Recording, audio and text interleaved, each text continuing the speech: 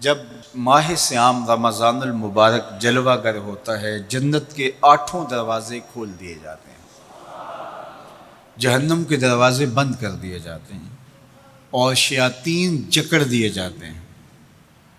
اللہ جل شانہ اس موسم رحمت میں خاص عنایات اپنے بندوں پہ فرماتا ہے۔ ایک نفل ادا کرنے سے فرض ادا کرنے کا ثواب ملتا ہے اور ایک فرض ادا کرنے سے 70 فرائض ادا کرنے کا ثواب ملتا ہے۔ اسی طرح راہ خدا میں 1 روپیہ دو گے تو 70 روپے خرچ کرنے کا ثواب ملے گا۔ اسی طرح باقی نیکیاں بھی جتنی بھی ہم کرتے ہیں، وہ ایک نیکی کریں گے تو 70 گنا اجر ماہ صیام میں ہمیں نصیب ہوتا ہے۔ اس لیے اہل ایمان کا یہ طریقہ ہے کہ وہ اس مہینے میں کثرت کے ساتھ تلاوت کرتے ہیں، کیونکہ ایک مرتبہ اگر قرآن مجید پڑھ لیا تو 70 مرتبہ قرآن مجید پڑھنے کا ثواب نصیب ہوا۔ ماہ صیام میں چونکہ شیطان بندھا ہوا ہوتا ہے تو ہم اپنے آپ کو نیکی کی طرف اگر لانا چاہیں تو اتنی رکاوٹیں نہیں ہوتی جتنی عام دنوں میں ہوتی ہیں، لیکن اس کے باوجود بہت سارے لوگ ہیں جو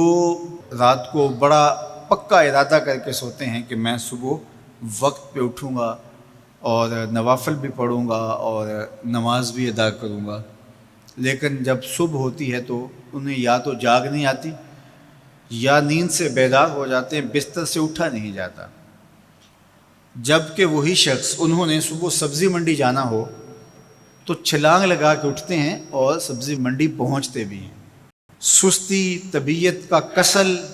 نہیں ہوتا۔ عمومی طور پہ ہم اپنے آپ کو بیمار تصور کر لیتے ہیں اور سستی اور کسل کا نام دے کر کے، بہانہ دے کر کے ہم کہتے ہیں کہ بس کیا کریں، ہم کو ارادہ کرتے ہیں روز لیکن ہم سے اٹھا نہیں جاتا، بس طبیعت اس طرح کی ہے، کسل ہے، سستی ہے۔ تو یہ بات ذہن میں رکھیے گا کہ ارادہ کرنے کے باوجود بھی صبح جب ہم اٹھ نہیں پاتے یا کوئی بھی نیکی کا کام ہم کرنے کا ارادہ کرتے ہیں تو ارادہ کرنے کے باوجود ارادہ ہی رہ جاتا ہے، ہم کر نہیں پاتے، تو اس کا سبب یہ ہوتا ہے کہ بہت سارے ہم گناہ کر چکے ہیں اور ان گناہوں کی وجہ سے ہم نیکی کی توفیق نہیں پاتے۔ حضرت حسن بصری رضی اللہ تعالی عنہ نے یہی وجہ اس کی بیان فرمائی ہے۔ تو اس کا بہترین طریقہ یہ ہے کہ توبہ کی جائے، اور توبہ بھی سچے دل سے کی جائے، رو رو کے اللہ سے گناہوں کی معافی مانگی جائے، اور سچے دل سے جب توبہ کی جائے تو پھر سارے گناہ نہ صرف مٹا دیے جاتے ہیں بلکہ ان کو بدل کے نیکیوں میں تبدیل کر دیا جاتا ہے۔ تو ماہ صیام کے اندر پختہ عزم کریں اور اس عزم کو عمل کی شکل دینے کے لیے سچی توبہ کریں کہ ہمارا یہ رمضان اس طرح سے گزرے، یہ مہینہ اس طرح سے بسر ہو کہ ہم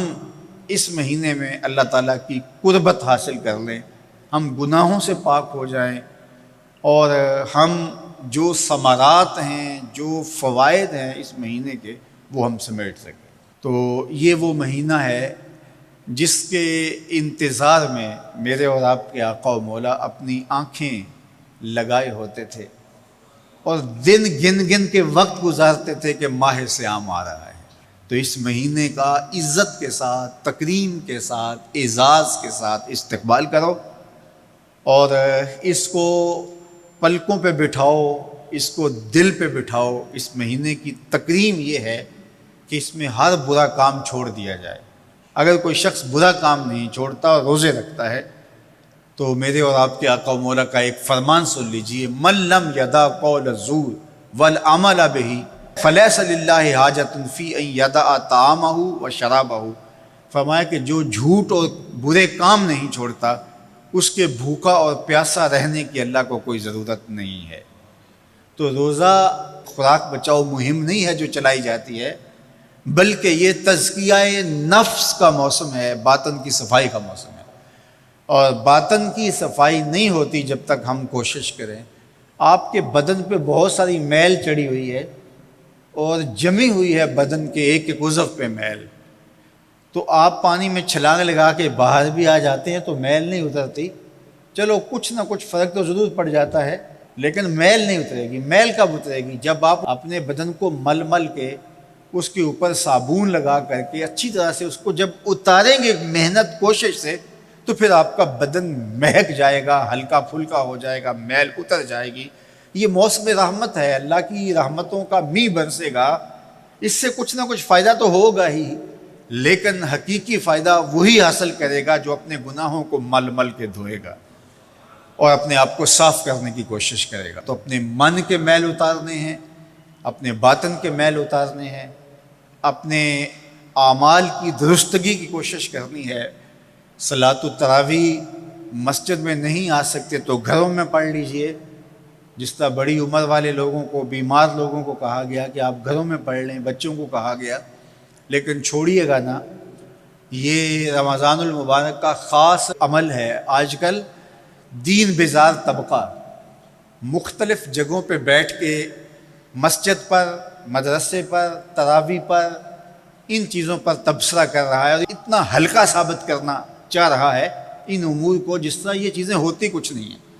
جبکہ ماہ صیام کے قیام پر میرے اور آپ کے آقا مولا نے بشارت دیتے ہوئے فرمایا، من قام رمضان ایمانا و احتسابا غفر لہ ما تقدم من ذنبہ، جس نے رمضان المبارک کی راتوں میں قیام کیا ایمان اور محاسبہ نفس کے ساتھ، اللہ اس کے پچھلے سارے گناہ معاف فرما دیتا ہے۔ یہ بہت بڑی دولت ہے، تو اس دولت کو ضرور سمیٹیے گا، ضرور حاصل کیجئے گا، من کی ستھرائی، عفت اور پاکیزگی کا سامان کیجئے گا۔